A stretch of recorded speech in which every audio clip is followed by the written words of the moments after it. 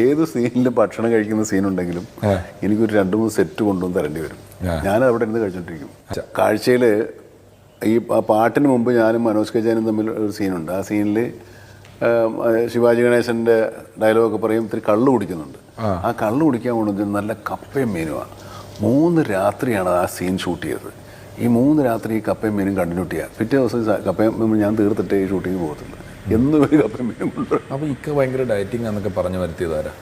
Dieting ഒക്കെ ഉണ്ട്. എന്താ വെച്ചാൽ കപ്പയും മീനും ഒക്കെ കാണുമ്പോൾ നമ്മൾ ഡയറ്റിങ്ങിനെ പറ്റി ആലോചിച്ചിട്ട് വല്ല കാര്യമില്ല. അതനുസരിച്ചിട്ട് പിന്നെ 2 ദിവസം വേണമെങ്കിൽ വേറെ മറ്റേ ചോറോ ഒന്നും കഴിക്കാതിരിക്കാം.